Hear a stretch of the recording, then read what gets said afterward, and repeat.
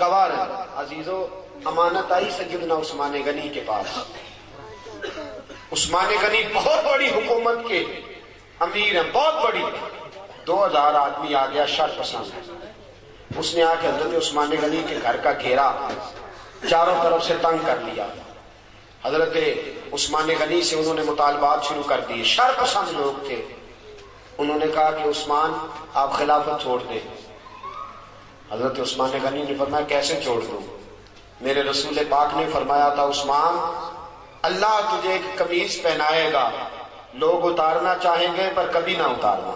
فرمایا حضور نے فرمایا تھا نہ چھوڑنا, میں کیسے چھوڑ دوں؟ چاروں طرف سے گھیرا انہوں نے ڈالا ہے مکان کا. امام حسین پہ 3 دن پانی بند ہوا ہے. حضرت عثمان غنی پہ 40 دن پانی بند رہا. 40 دن نہ کھانا کھایا نہ پانی پیا. لوگ کہنے لگے عثمان بھوک پیاس نہیں لگتی. فرمایا بھوک لگتی ہے تو خدا کا ذکر کرتا ہوں, پیاس لگتی ہے تو قرآن کی تلاوت کرتا ہوں. اللہ میری بھوک اور پیاس ختم کر دیتا ہے. 40 دن کہ میں نے کہا کہ بڑی پرانی ہے کربلا, بڑی پرانی. 40 دن پانی بند رہا. حضرت علی اور حضرت امام حسین کے لیے تو جناب عباس پانی لے کے آئے تھے. حضرت عثمان غنی کے لیے جناب علی پانی کا مشکیزہ لے کے آئے. حضرت علی پانی کا مشکیزہ لے کے آئے اور جب پہنچے دروازے پہ تو ایک ظالم نے تیر مارا, مشکیزہ پھٹ گیا, پانی بہہ گیا. حضرت علی المرتضیٰ کہنے لگے مجھے عثمان نے منع کر دیا تم سے لڑنا نہیں, ورنہ تم 2000 ہو. 2000 کے لیے تو علی اکیلا ہی کافی ہے. دیواریں ہلتی رہتی ہیں اور در کانپ جاتا ہے. علی کا نام سن کے اب بھی خیبر کانپ جاتا ہے.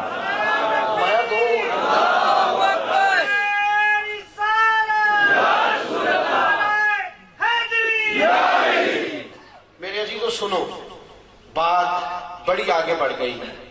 حضرت عثمان غنی کے پاس جناب علی پہنچے, دیگر صحابہ پہنچے. کہنے لگے اے عثمان آپ نے بڑی خدمت کی, 12 سال دین کی, بڑا کام کیا. 3 باتیں ہیں, آپ اس طرح کریں ہمیں اجازت دیں ہم ان 2000 آدمی کو بھگا دیتے ہیں. حضرت عثمان غنی کہنے لگے میری وجہ سے نبی پاک کے مدینے میں خون بہہ جائے, رسول پاک کے شہر کی گلیاں میری وجہ سے سرخ ہو جائیں. عثمان کا گلا کٹتا ہے تو کٹنے دو, لیکن رسول کریم علیہ الصلوۃ والسلام کے شہر میں میں خون اور دنگا فساد برداشت نہیں کرتا. کہا پھر آپ اس طرح کریں کہ کچھ دنوں کے لیے حکومت چھوڑ دیں. آپ نے فرمایا حضور نے فرمایا تھا قمیض نہ اتارنا, کبھی نہیں اتاروں گا.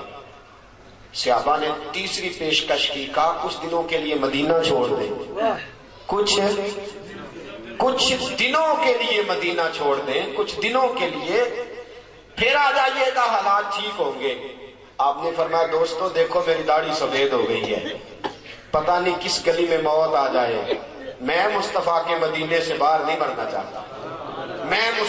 یہ اسلام کا وہ حکمران کہ جس کے اوپر امانت آئی, شر پسندی ہوئی, حضرت امام عثمان غنی رضی اللہ تعالیٰ عنہ نے جان قربان کر دی, شہادت پیش کر دی, لیکن نبی پاک کے مدینے میں فساد نہ ہونے دیا. دوستو جناب علی کی باری آئی تو وہ بھی کوفے کی گلی میں شہید ہو گئے. حضرت علی المرتضیٰ رضی اللہ تعالیٰ عنہ ساری زندگی دین کے لیے کھڑے رہے, کوفے کی گلی میں شہید ہوئے. باریاں بڑھتی رہی, پورا خاندان. ایک وہ زمانہ بھی آیا کہ میرے رسول پاک نے فرمایا فاطمہ تیری باقی 3 بہنوں نے بھی بڑے دکھ اٹھائے. دوستو میں اور آپ, میرے ساتھی مجھ سے بڑی محبت کے ساتھ اکثر کہتے ہیں اتنے سفر نہ کریں آپ, اتنی محنت نہ کریں, تھوڑی کر لیا کریں, کم نکلیں. میں ان کی محبت کو وصول کرتا ہوں, مجھ سے پیار کرتے ہیں تو ایسے جملے بولتے ہیں, لیکن قسم اللہ کی جب میں رسول اللہ کی تبلیغ پڑھتا ہوں اور کتابیں, ایک ابو جہل کے دروازے پہ نبی پاک 2000 بار تبلیغ کرنے گئے. کتنی بار؟ 2000. اور حضور کو پتا تھا کلمہ نہیں پڑے گا, 2000 بار دروازے پہ دستک دی. اور دوستو بڑے دکھ اٹھائے حضور نے, بڑی تکلیفیں اٹھائیں. جو چیز مفت ملتی ہے اس کی قدر نہیں ہوتی. مفت ملتی ہے نا جو چیز, اس کی قدر نہیں. مجھے اور آپ کو مفت مل گیا یہ دین, کبھی بلال کی قبر پہ کھڑے ہو کے پوچھو دین کتنا مہنگا ہے، کبھی کھڑے ہو کے پوچھو سیدہ فاطمہ سے کہ دین کتنا مہنگا ہے، کبھی پوچھو امام حسین سے کہ کتنا کٹھن ہے یہ دین۔ میرے عزیزو، رسول پاک کی 2 شہزادیاں، نکاح ہوا ہے، ابھی رخصتی نہیں ہوئی، ابو لہب کے 2 بیٹے، انہوں نے طلاق بھیج دی، کہنے لگے یا کلمہ پڑھانا چھوڑ دے ورنہ طلاق دے دیں گے۔ حضور نے فرمایا میرا تیرا اختلاف ہے، بچوں کا کیا قصور ہے؟ ابو لہب کہنے لگا نہیں میں طلاق دے دوں گا۔ گھر بیٹھی 2 بچیوں کی طلاق پہنچی، سیدہ خدیجہ فرماتی ہیں حضور بڑا روئے، اٹھے، بچیوں کے سر پہ ہاتھ رکھا، کہا بیٹا اپنے بابا کے دین کے کام میں ثابت قدم رہنا، اللہ تمہیں بڑی بہتر جزا دے گا۔ اور ساتھیوں، صرف حضرت فاطمہ نہیں، سیدہ زینب میرے رسول پاک کی بڑی صاحبزادی حمل سے ہیں، اللہ نے ان کے گھر میں ولادت کی خوشی رکھی ہوئی ہے، مکہ سے مدینہ کی طرف آ رہی ہیں، حبار بن اسود نے نیزہ مارا، اونٹ بدکا اتنی تیزی سے دوڑا کہ آپ زمین پہ گری، بچہ خون بن کے نکلا، حالات بگڑ گئے۔ کتنے مہینے میرے حبیب کی صاحبزادی کتنے ہی مہینے بیمار رہ کے وصال کر گئی، بڑی صاحبزادی تھی، حضرت خدیجہ الکبریٰ سے شکل ملتی تھی۔ رسول پاک نے بڑے آنسو بہائے، کیسا یہ دین تھا اور کتنا حضور کو اس پودے سے پیار تھا۔ بیٹی کو شہید کرنے والا حبار بن اسود منہ پہ نقاب ڈال کے فتح مکہ کے بعد آیا، آگے کہنے لگا سونیاں کوئی آپ کا بہت بڑا مجرم بھی کلمہ پڑھ لے تو اس کو بھی معاف کر دیتے ہو؟